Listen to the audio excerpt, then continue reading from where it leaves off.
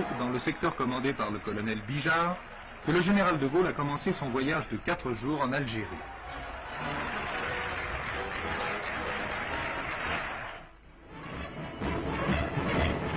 À Saïda, le président de la République a passé les troupes en revue, parmi lesquelles le commando Georges, composé uniquement de musulmans et en grande partie de félagars alliés. De secteur en secteur, le général de Gaulle était 2 jours plus tard à Tébessa, à l'autre extrémité de l'Algérie. En effet, ce voyage, le chef de l'État avait voulu le consacrer dans les zones opérationnelles aux soldats et aux populations regroupées.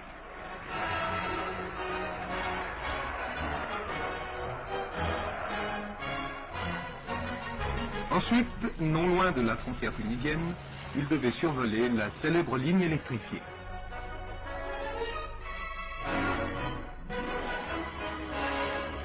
Pacification, autodétermination, telles semblent devoir être, à la fin de ce voyage, les lignes directrices de la politique algérienne. Ces images, c'est Saïda, une petite sous-préfecture d'un département d'Oranie. Une petite sous-préfecture qui bientôt va devenir une préfecture. Et Saïda, cela a été la 3e étape du voyage que vient de commencer en Algérie le général de Gaulle, d'ailleurs le général de Gaulle que voici, il arrive. Donc c'est la 3e étape de ce voyage que commence le général de Gaulle en Algérie. Après s'être posé à Thierville, il a rendu visite à Berthelot, un lieu où existe un centre de regroupement particulièrement moderne, particulièrement bien monté, et le voici à son arrivée ce matin à Saïda. Il est 11h45, le général de Gaulle a un peu de retard, et la foule s'était massée très nombreuse, elle attendait, vous le voyez, il est entouré du lieutenant-colonel de Bonneval, je ne cite pas les personnalités par ordre de préséance, mais par ordre de vision, donc le lieutenant-colonel de Bonneval qui essaye d'ouvrir un chemin au général de Gaulle. Vous voyez le colonel Godard, responsable de la sûreté en Algérie. Tout à l'heure, vous pourrez voir sans doute M. Paul Delorier, délégué général du gouvernement en Algérie, le général Chal, commandant en chef, et le général Gambiez, qui est responsable militaire de toute l'Oranie, du groupe département de l'Oranie. Voici bien une petite fille qui s'approche, elle n'a pas peur, elle ne pense pas au protocole, elle pense simplement à dire bonjour au chef de l'État, et cela est charmant.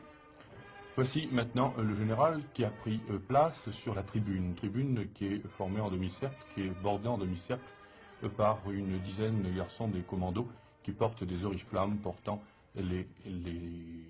comment pourrais-je me dire, les mots d'ordre de ces commandos. Et le défilé commence.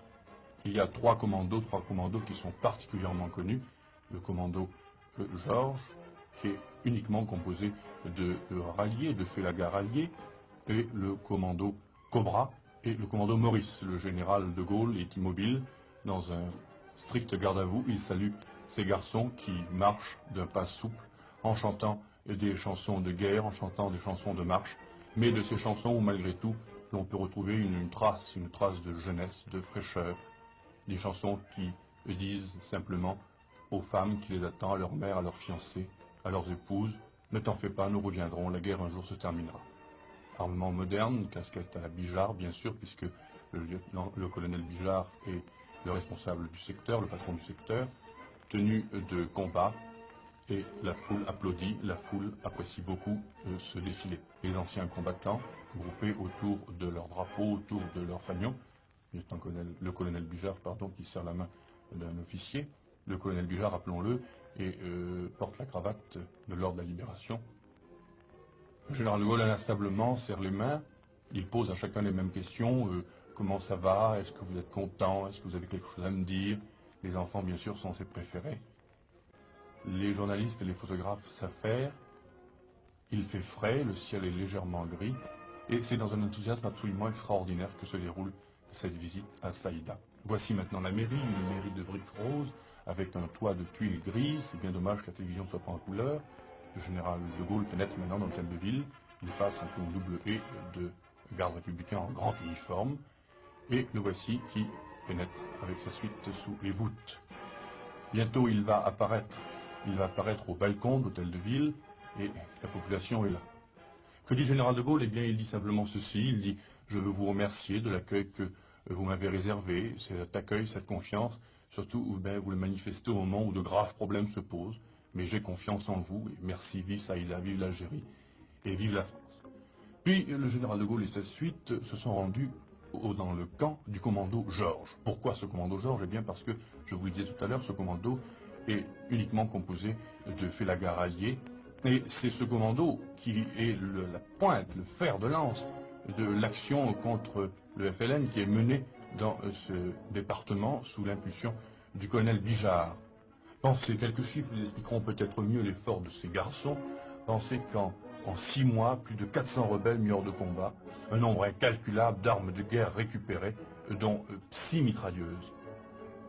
Ces félagas alliés, ces félagas qui ont accepté la paix des braves et qui ont compris où était le droit chemin, ces félagas sont bien sûr, ces anciens félagas sont bien sûr une arme absolument bien rodée et absolument terrible, car tous connaissent les méthodes, le terrain et la façon de contacter les bandes rebelles. Le général de Gaulle décore maintenant quatre garçons du commando Georges. Regardez ces visages empreints de fierté. C'est le lieutenant-colonel de Bonneval qui, derrière le général de Gaulle, lui tend les insignes et lui précise le nom et les qualités du récipiendaire. Le général de Gaulle passe maintenant au troisième garçon qui est un sergent, vous le voyez. L'épingle sur la vareuse, sur la tenue de combat, une décoration. Et maintenant, c'est l'heure, sans doute, c'est l'heure de la prise de contact amical plus détendue avec les officiers et les sous-officiers du commando Georges. Voici sous détente. Sous détente, le général de Gaulle, nous reconnaissons aussi le colonel Bijard, et plusieurs tenues camouflées. C'est l'heure du thé, je vous le disais bien, c'est l'heure de la détente. Des jeunes filles et des environs sont là, qui tendent au général de Gaulle, à M. de Louvrier, que l'on reconnaît, quelques boissons. Dieu qui connaît nos cœurs sera fier de nous, car nous avons su mériter la paix des braves. Cela, eh bien, c'est la devise des garçons du commando Georges. Le général de Gaulle remonte dans sa voiture, une DS décapotable, nous reconnaissons M. Guillaume, un drapeau qui flotte au vent. Le commando Georges, peut-être le symbole de cette action menée contre la rébellion.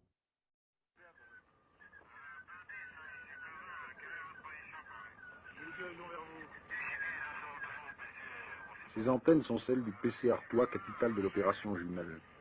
Elles se dressent sur l'un des plus hauts sommets de Kabylie, à 1700 mètres au-dessus de la vallée de la Soumam.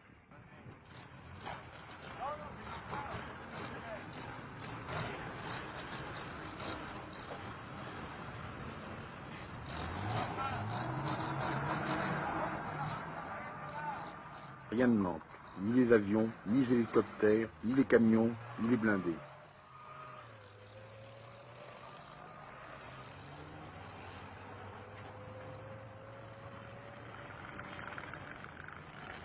Rien ne manque, sauf les routes qu'il faut creuser au fur et à mesure.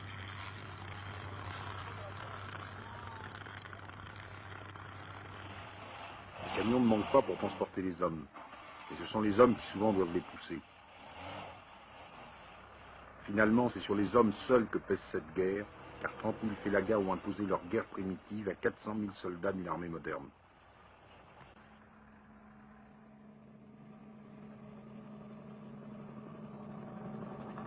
Lorsqu'ils ont filmé le départ de ces soldats en opération, Jean Lartegui et Pierre Schendorfer ne se doutaient pas que l'un de ces hommes, le dernier à droite, celui qui pousse son camarade, serait le héros de leur reportage. Ce soldat, ce soir, est dans le studio de 5 colonnes à la une. Pendant que vous allez vivre son histoire, lui va la revivre.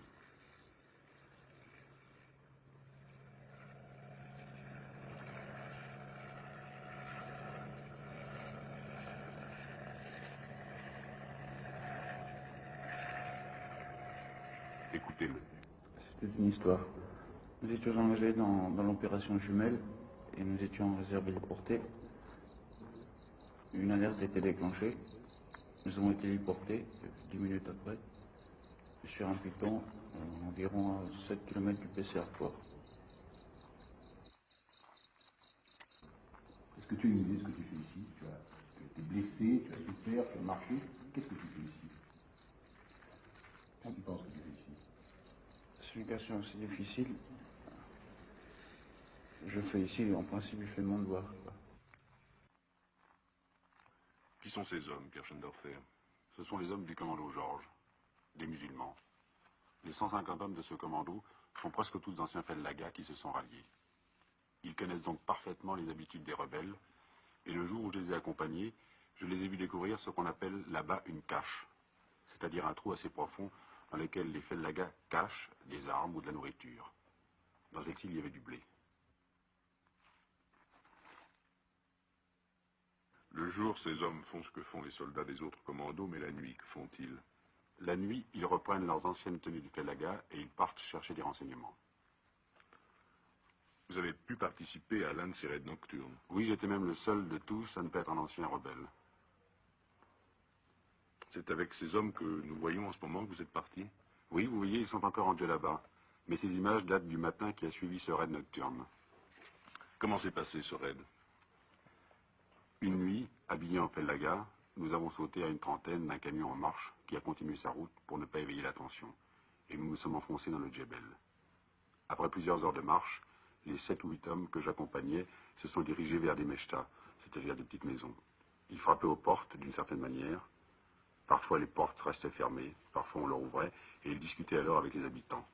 Bien entendu, tout ce que j'ai vu, je n'ai pas pu le filmer. D'abord parce qu'il faisait nuit, ensuite parce que même au petit jour, je ne pouvais montrer ni mon visage, ni ma caméra sans dévoiler le stratagème. La première image que j'ai prise, vers 6 heures du matin, a révélé qui nous étions. Voilà cette image. Cet homme, de dos, croyait parler à un Fellaga. Quand il a entendu ma caméra tourner, il s'est arrêté de parler. Quelle est l'histoire de ces hommes? L'un d'entre eux nous a dit pourquoi il avait rallié l'armée française.